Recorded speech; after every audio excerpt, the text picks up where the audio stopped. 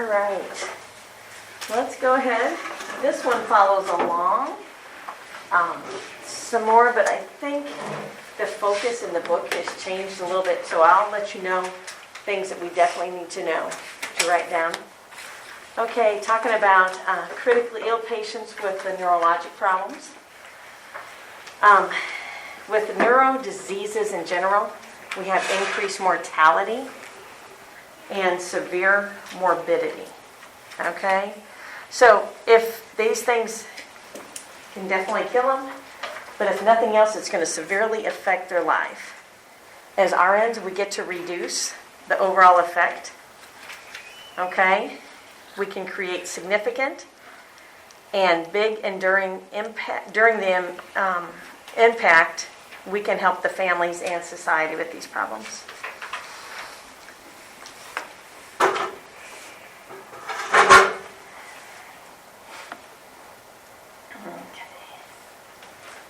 A TIA. Has anybody heard of TIAs before? A lot of times they're known as mini strokes.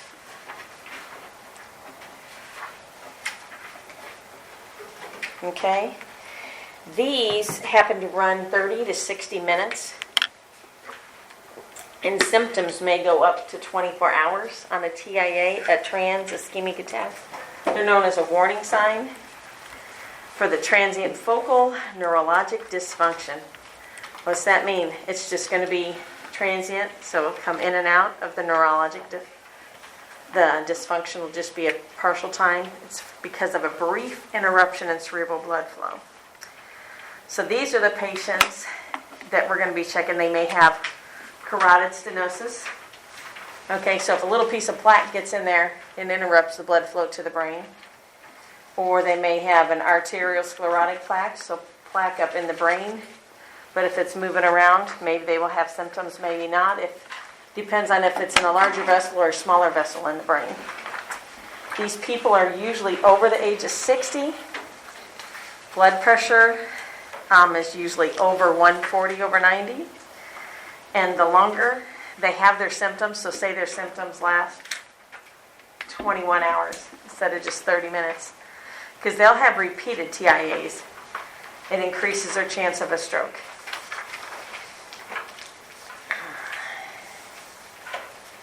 Okay. Perfusion exemplar, the stroke. So we no longer have perfusion in the brain. So we don't have the normal blood supply. And there's different kinds of strokes here. The reason why it's so important is I can tell you that the stroke is the 5th leading cause of death in the USA. Males have more than females. I found this very interesting. The coastal plain states, North Carolina, South Carolina, and Georgia, had an increased mortality rate by 40% over the other states in the U.S. Why would that be? Which state? North Carolina, South Carolina, and Georgia. Tobacco. Now that's a good one because increased incidence of smoking, and that's where they're growing the tobacco. Okay. That's a good one. Sometimes they have less income, less education, and it can also be diet because, I just made a recipe this last weekend for my husband of Paula Deen's Confederate bean soup. Okay, so if anybody knows Paula Deen, she can do some nice cooking, some nice recipes, but they are high in fat, aren't they? The recipe started with saute your onions and green peppers in with 3 slices of bacon and 2 tablespoons of butter. So you're putting the butter and the bacon in. If you see what I mean, you're getting that. Boy, is it tasty? Absolutely it was. Then you added your sausage, but yes. So think of the higher fat diet, maybe less education, and they have less access to health care. So with less access to health care, with the stroke, we have to act fast. Okay? The deaths overall have decreased over the last 15 years for us with stroke. There's more in middle age and younger age. So So we're seeing more strokes in people in their 30s, 40s, 50s. Okay. I want you to think of this, a stroke, as, so we're interrupting the perfusion, but you think of it as a brain attack. You know, people have heart attacks, right? And what's a heart attack? When the vasoconstriction happens and the heart doesn't get blood flow to an area. In that area, it's like a tree trunk. If you don't give the tree any water, what's the tree do? Dies. Same thing with the heart muscle.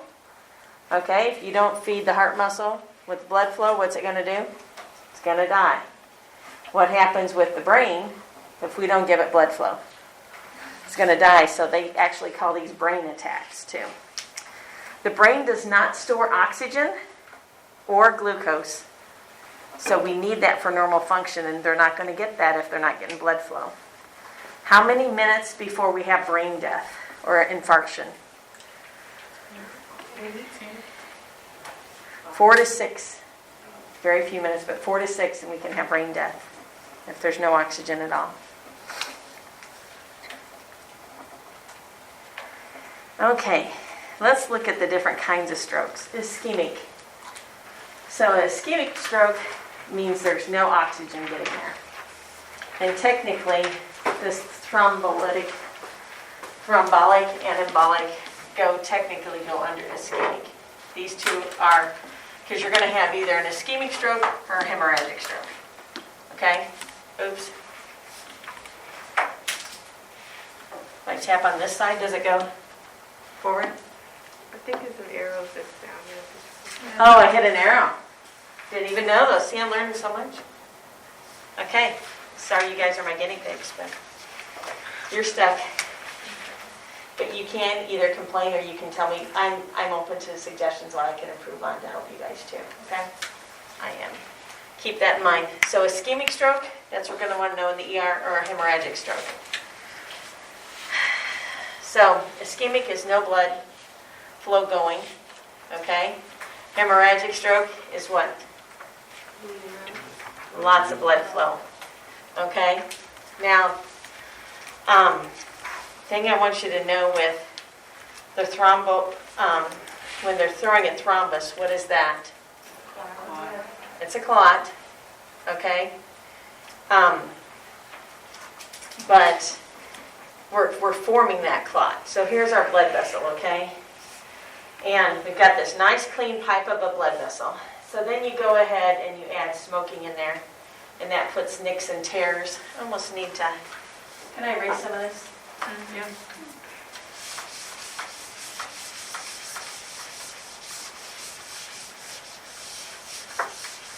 And this is going to be for cardiovascular. This is for all blood systems, okay? But we've got this beautiful vein or artery, okay? Nice and clean. You're young. You haven't had a healthy diet your whole life. But you get to be a teenager and decide you're going to try a little bit of smoking, and it's going to cause these little ulcers and little issues along your inside of your blood vessel. So like little nicks and tears, right? So now we got this little fatty diet with stuff floating through the bloodstream. And as it floats here, it kind of connects, and it'll connect on with those as it goes through your bloodstream, and they'll just connect. So if we got a spot here, things keep floating by as the blood flow's going, and it keeps growing, and it'll get bigger and bigger and bigger, okay? And eventually what's this going to do? Eventually going to close it off. So instead of our blood flow being this, we've only got a little area about like this for that blood to come shooting through there. So think of a thrombolytic, I keep wanting to say thrombolytic, as it does not happen, it happens over time. Okay? Now, then, will it come if I do that? Mm-hmm. There it is. That's where we were. The embolic is a sudden. So what, instead of it just closing off totally, the embolic one is it has this, and it's here, and then it breaks off, and then it just covers it so that you can't get blood through. But a piece of this plaque broke off. So like an embolism, you've heard of an embolism. Boom. And it'll go over. Does that make sense, the difference between the thrombus is forming? Okay, the embolic. Well, that one, it can resolve. We can resolve it. It's very sudden, but we have to go retrieve it. One of my favorite things as a nurse was to see the difference in a stroke patient as they came in. And this was at a previous hospital in St. Louis. They would come in through the ER.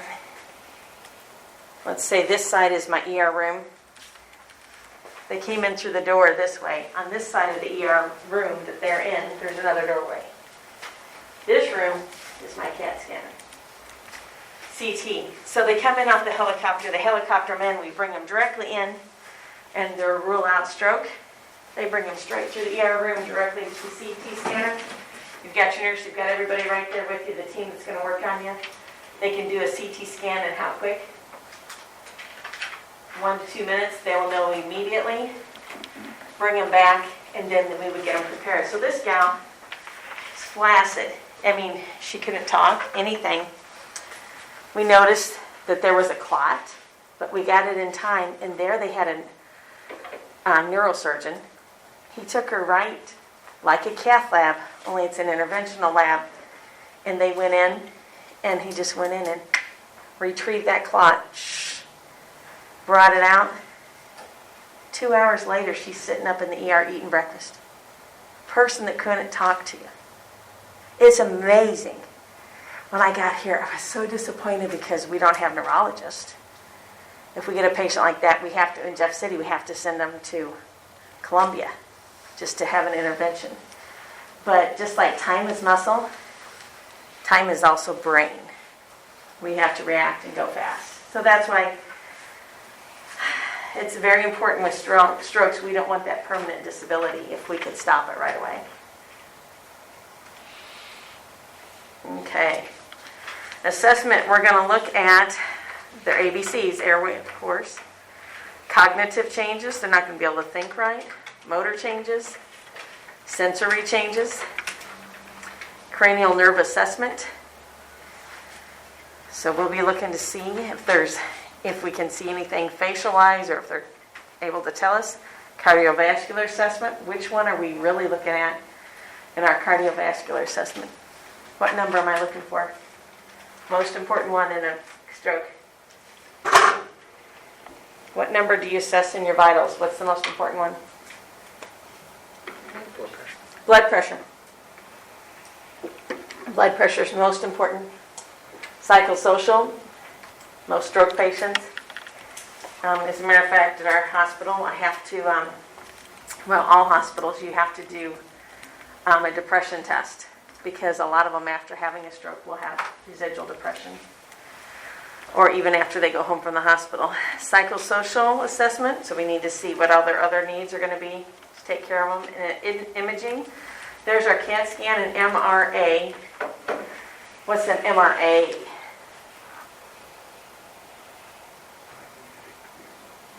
MRA, magnetic resonance arteriogram. So we're looking specifically in the arteries in an ultrasound. Okay? When we're talking the nerve assessment, remember I talked about, can you feel us on this side? Can you feel us on this side? That will be part of that. Okay. Let's go to the hemorrhagic stroke. We talked about that's when the vessel integrity is interrupted. So bleeds into the brain tissue or subarachnoid space. So with a hemorrhagic stroke, you're worried about their intracranial pressure. Okay, the intercerebral. Okay.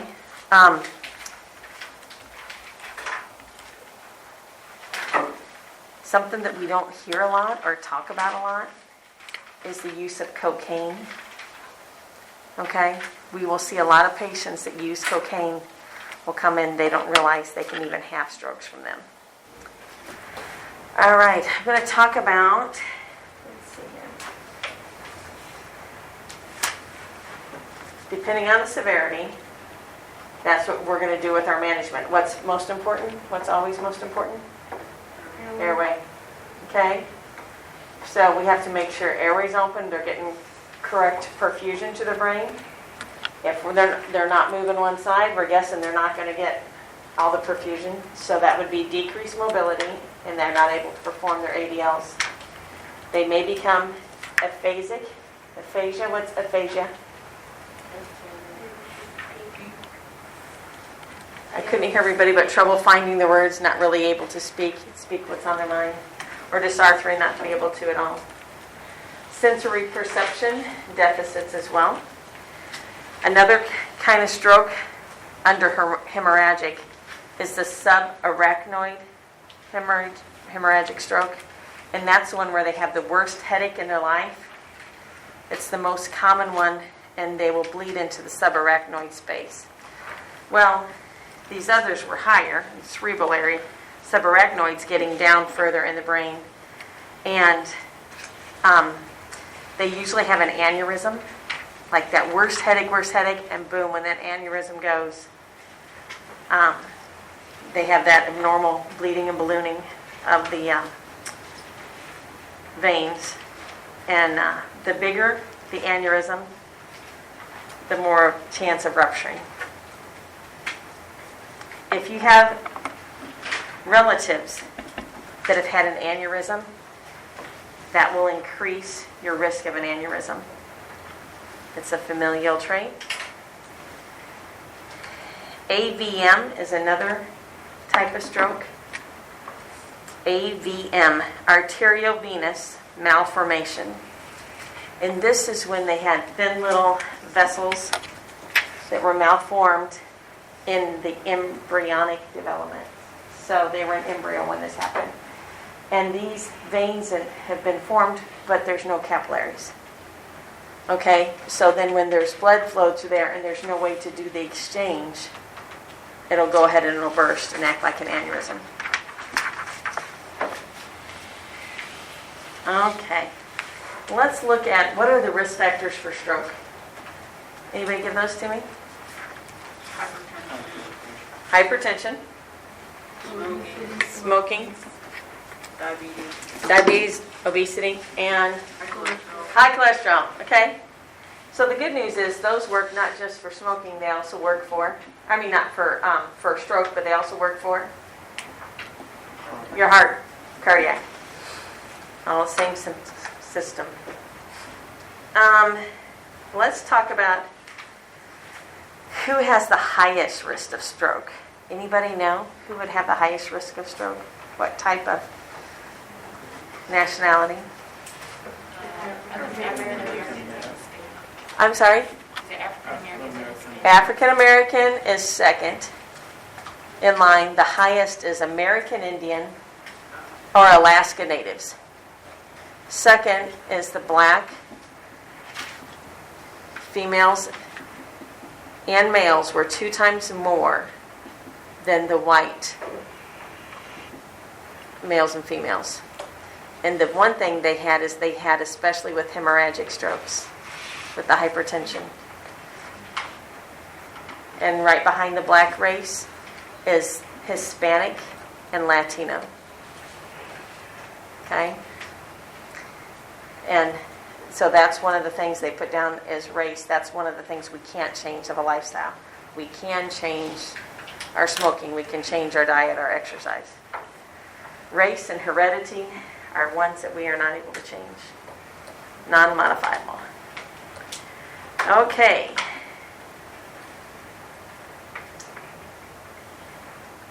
When we're talking about the hemorrhagic stroke, we're talking about the increased intracranial pressure. I talked about one of the interventions that they can go in and retrieve the clot, or we can use fibrinolytics. We're going to get into that one in just a little bit, which is very important. And we got to make sure we communicate well. What is one of the things you want to know if a patient comes in with a stroke? What are some of the things we need to know?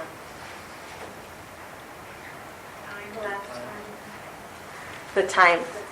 Time is crucial. because we have to know when it started because of the thrombolytics.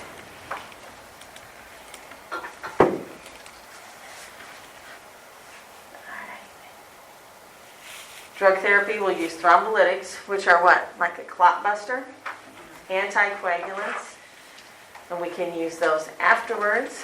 What's an anticoagulant you can think of?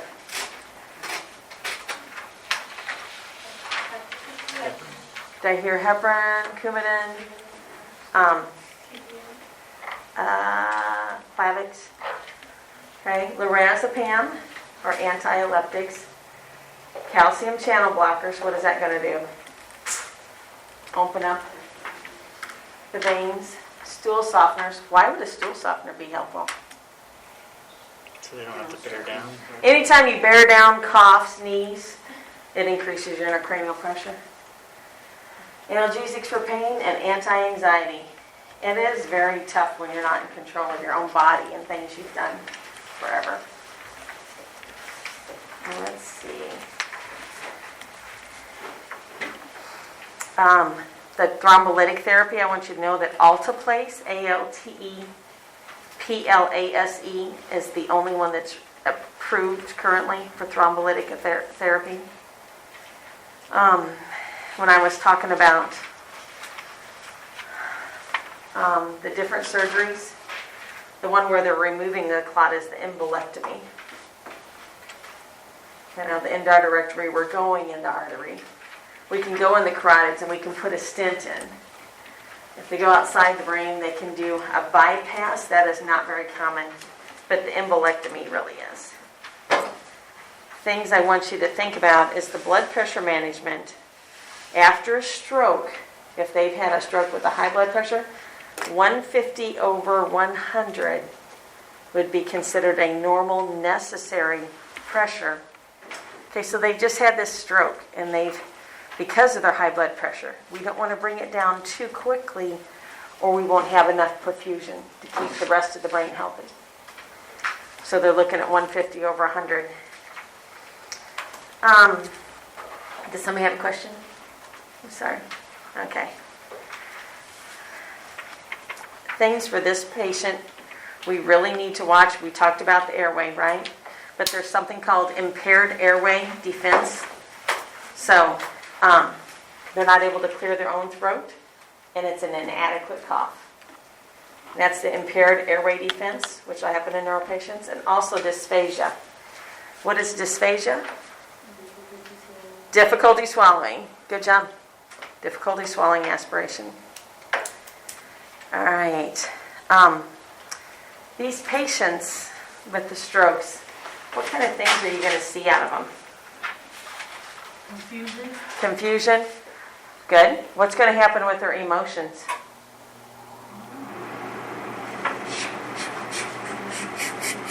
Up and down, very labile. A lot of times they can't control their emotions anymore, depending on where the stroke was located in the brain. And all of a sudden they may just start laughing, and it's, so-and-so died today. Ha ha ha ha. You're like, that didn't work, right? Didn't make any sense at all, but they don't have control over their emotions. I want you to know with the right cerebral hemisphere, if it happens on that side, we have visual, spatial awareness.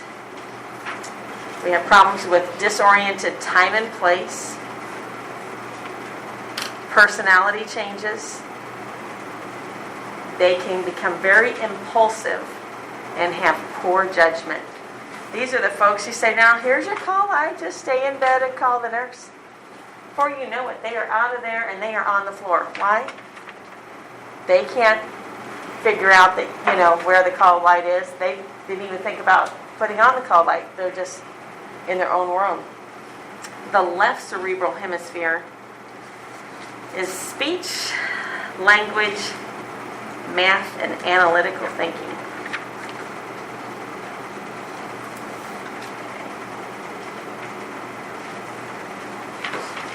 Okay.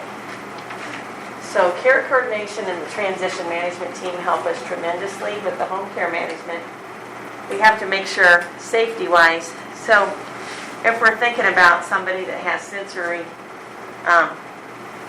reception So I can't, my stroke, I can't see out of my right eye. Okay? And so I don't see anybody over here or anything over here. I can only see over here, so I can't see, I can't move this or anything. If you were going to approach me, what side would you want to come to?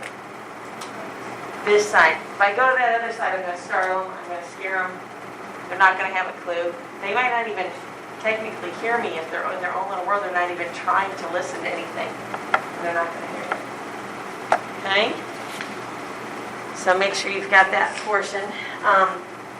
A lot of times these patients, they've got to deal with their face droop. Arm is weak. Their speech is different. So, do we have the FAST? You will see this again. What's F stand for? Face, facial drooping. A, arm, it's getting weak. Speech for S. There might be slurring or talking and not making any sense. And T is for time. Call 911 and notify, document what time this has started, what time it occurred. Did it happen before? Well, she had a hair appointment and I picked her up after that, so it was probably about 10:30. You know, you can make it even a decent guesstimate. The hard part is when people wake up in the morning with a stroke and you don't know how long it's been because they woke up that way. All right. Now this one, I just told you about how we need to make sure pressures are high enough right after that, immediately after the stroke. The MAP pressure that the gal was talking about, the mean arterial pressure, is normally 7,100 in all patients. It's normal 7,100. We need to keep it at least 60 in these patients. What kind of things can we do to manage their increased intracranial pressure? This one I would definitely know. For increased intracranial pressure, have your head of the bed up, okay, to increase the perfusion. In these stroke patients, we want to keep their oxygen above 95%. Give them a nice quiet environment, dim the lights, and make sure we're monitoring their blood pressure and their heart rhythm. What kind of nursing unit do you think strokes go to? What kind of nursing floor? Like a step down or a PCU. The nurses have to have their NIHSS. Has anybody ever heard of that? NIHSS, National Institute of Health Stroke Symptoms. So that's a test, like, so I'm hiring a travel nurse and I need her to come in and she wants to work on my PCU or cardiac unit.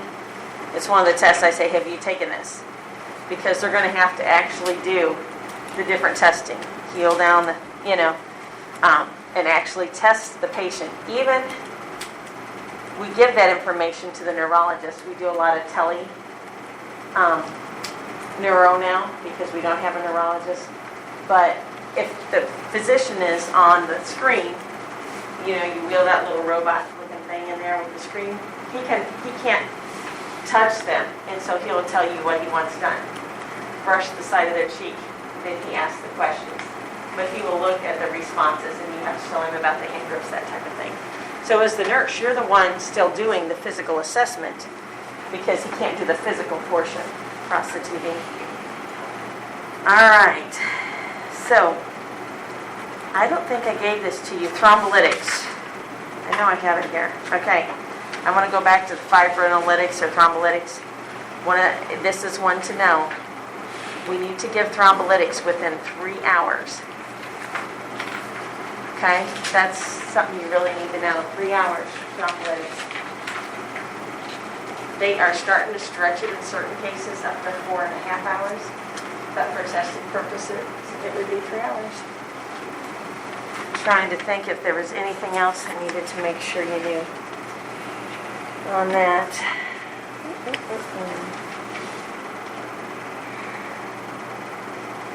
I think we are good. Any other questions on strokes? I'm actually going to tell you more hospital management on Monday when you come for clinical. Unless Becky tells me no. I know we've got 3 things that we're going to be doing. And it would usually be our stroke coordinator, but she just had a baby, so she's out.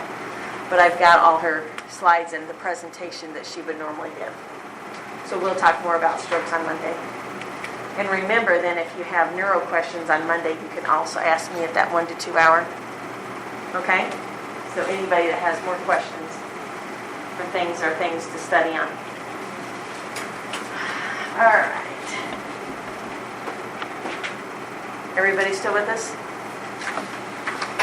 Unless we're going to get through. What was that drug? Alteplase? Alteplase. Alteplase.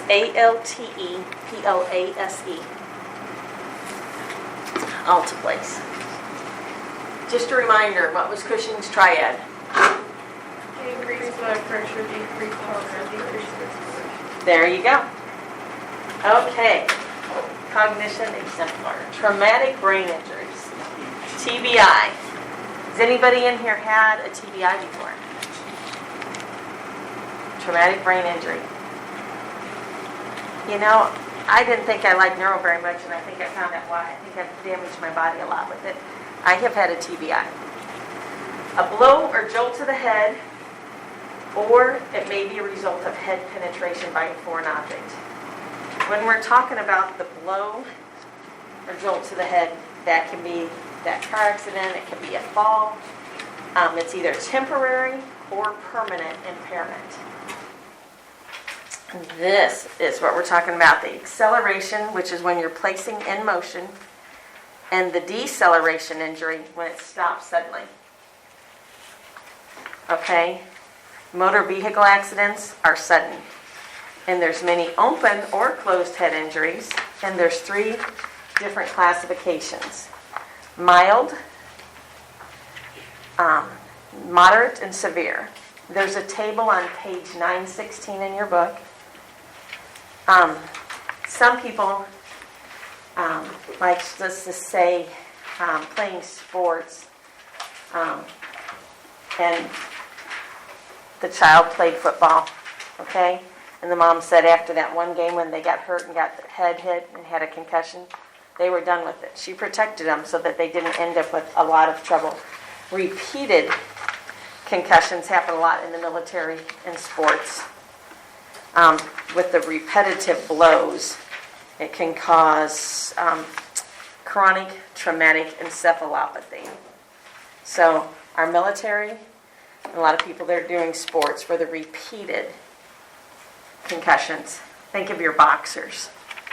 You know, it's just constantly taking blows to the head. And the only way to totally diagnose that is with an autopsy, unfortunately.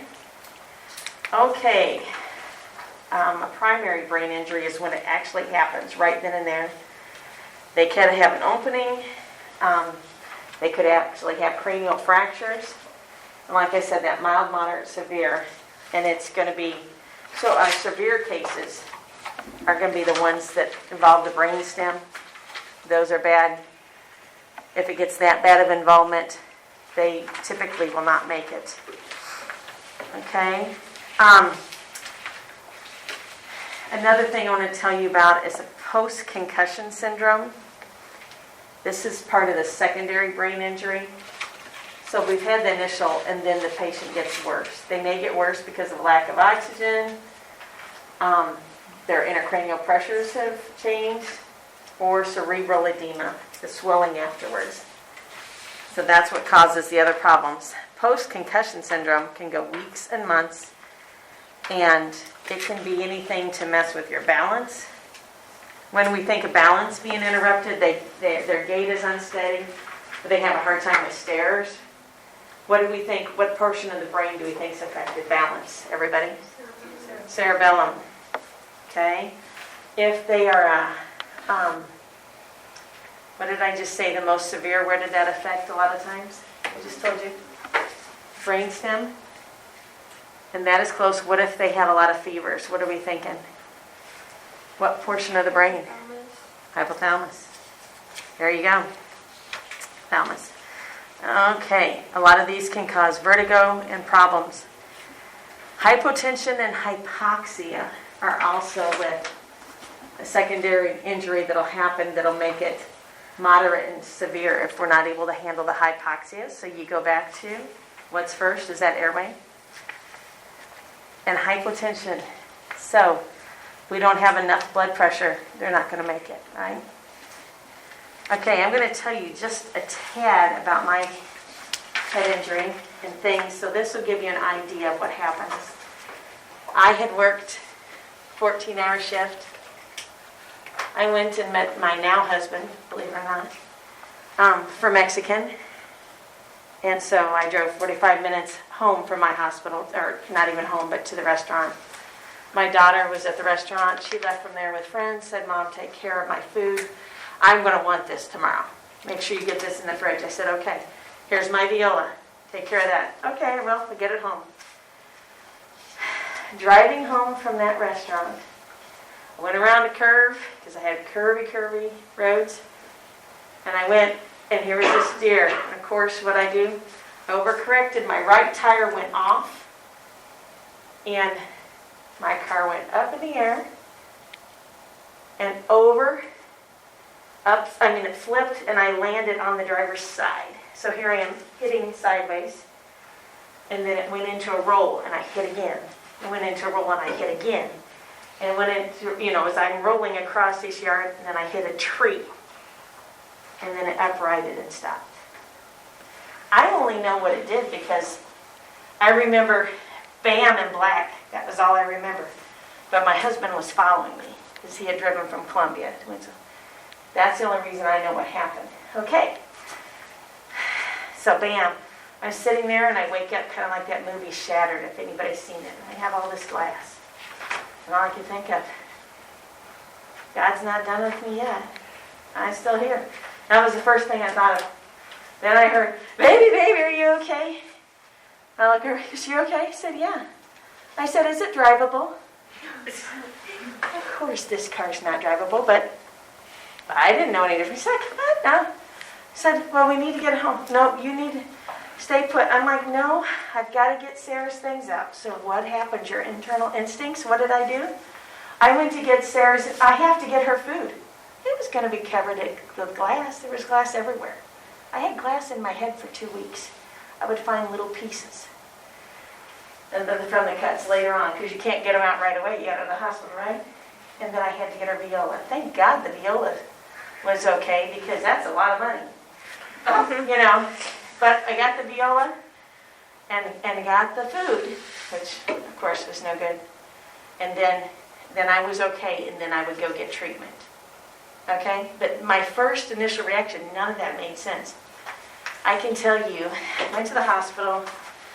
They did my CT and said, okay, so if you're worse, we'll do an MRI, things. You seem okay, you seem a little foggy. I did not know my address for a week. I had to start writing it down. I couldn't tell people my address. I couldn't tell them when it is. The amnesia that comes is horrible. You may not remember things. Okay? Did they have you develop a memory book? That's what they did in the rest rehab. I had to with my neurologist. I'm like, I cannot figure this out. He would ask They me. would carry the memory book around, and the family would piece that together for them, so they would carry it to help them with that very thing. It's routine. Exactly. And so the thing is, with the neurologist, he taught me that I had to write things down and input information differently into my brain so that I could remember things. I mean, I got a call from her high school. Sarah's here waiting for a ride. She said you were coming to pick her up. Yeah. Routine things. I was going to graduate school, and I'm driving, and I'm on my way, and I am lost, and I cannot figure out how to get there. And I had been there for 3 semesters driving once a week. It's scary. It's very scary. The memory things, the things you... Okay, one of my daily routines was to get up and to read a certain part of Bible study. And let's just pretend I was going to the book of John, chapter 4, verse 12. Okay? I would look over here, John 4:12.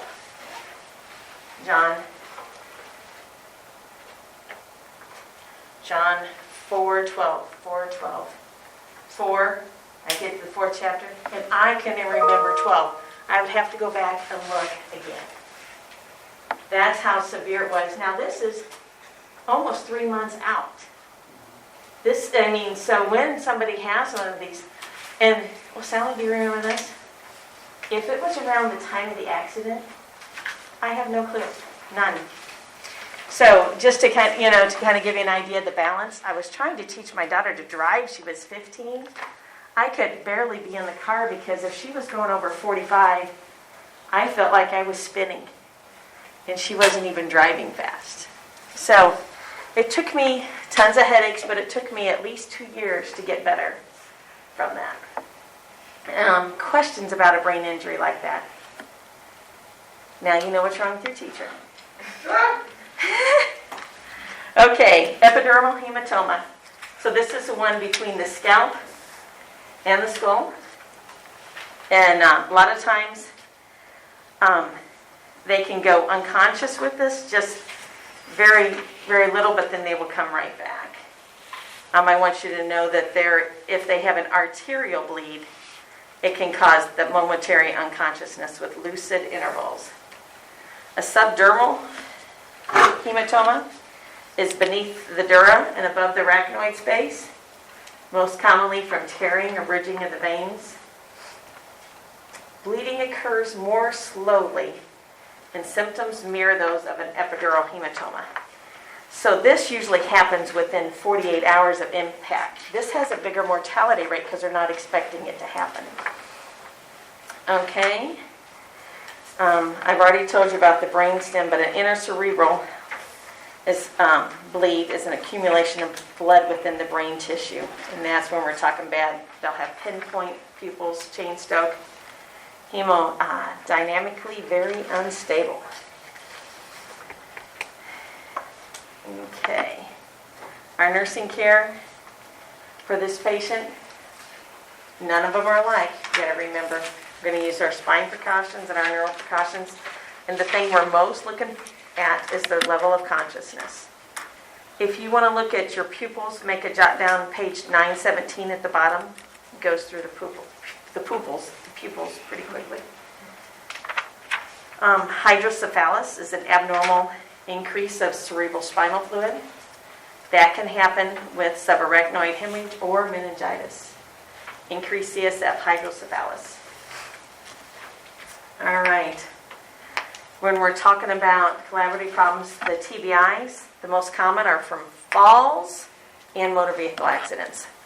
That's why it's the 5th leading cause of death in older adults from the falls. A lot of times there's drug and alcohol and or involved with these. A lot of times, since it's a head injury, we have to be worried about Cushing's triad. That is on page 917, and we've discussed that.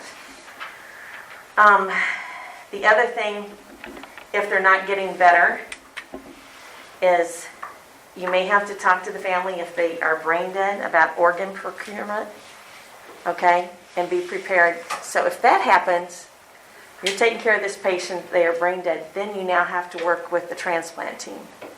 And they will change all the orders, the fluids, and different things so they can take them to the OR. There's a lot of things that go on with that. I do want to let you know the drug therapy for brain injuries, if they're cerebral, to keep their cerebral perfusion, is mannitol. You'll want to know that mannitol. And then we were talking about the cognitive rehab for the amnesia or loss of memory. These people, these emotions are very labile. They're all over. It's difficult because they've had this cognition, the treatment, trying to concentrate on things or trying to learn new things. They get very agitated. Their sleep, they're going to sleep a lot or sleep very little. I like to sleep a lot at that point. I couldn't get enough sleep. I was always tired. Can you imagine that? Kind of like nursing school, right? I can tell you one of the things I didn't want to learn something new when I had to replace my car, which I miss horribly. It was an Impala SS, and man, that thing could fly. But I got another Impala, not because it was prettier than any of the other cars, but all my dials were the same. I told my brother, I want to learn something new. Not even knowing this, but I'm like, I need everything as familiar as I can because I was struggling with them. All right, let's finish up with brain tumors. Okay, brain tumors, and they are most common in the cerebral area of the brain. Okay, secondary tumors are from metastasis in other parts of our body. I want you to remember that tumors, they're horrible. They expand, they invade, they infiltrate, they compress, and they can displace normal brain tissue. So depending on where they're located, is it going to affect their balance? Is it going to affect their memory? Is it going to affect their cognition? Okay. Things we can do to help these people. We can do radiation therapy, chemotherapy, pain control, dexamethasone, so there's those proteins, phenytoin, so in case they're having seizures. We can do radial surgery. The thing that they typically do now is the cyberknife. And it's pretty cool. Has anybody ever been to a cancer center where you've watched a cyberknife? Man, they have it so marked up that they know they have measured and measured and measured, and it's exact. And you go in the next day and you get your treatment exactly to that spot. And they will zap. But the cyberknife, they can go in. It's pretty awesome what they can do with those. Sometimes there's pituitary dysfunction, which causes the patient to even come up with diabetes. So one of the things you want to be aware of is that patients, when it's messing with the pituitary gland, it can cause other problems. All right, keep in mind that benign tumors are great. Malignant ones are usually a very low survival rate, 40 to 70 years is the typical age for a brain tumor, 40 to 70. Metastatic disease means it's gone all over. I'd always heard that cell phones were bad, they could cause brain cancer, da-da-da-da. So can Diet Coke, all those things. Everything can really cause cancer, I'm sure, if you have enough of it. But they have not proven that cell phones are a cause for brain tumors. What are we going to do for this patient? If we know they have a brain tumor, we're going to remove it or decrease the size. They'll shrink it. And the main thing is we're trying to improve their quality of life and their survival time. Keep in mind, the only patient that you have to keep flat is a craniotomy patient. They actually do a craniotomy, you want to keep them at like 10%. Otherwise, anything with increased cranial pressure, we want up at least 30 degrees. All right, you've got your case studies. I'm not going to go over it because I've talked too long. So I apologize for that. Questions for me? I will be available by phone today. And tomorrow I will be here late. Okay? So, get out of here. Okay, stand up, stretch, get your little break in before a little bit of a break. But yeah.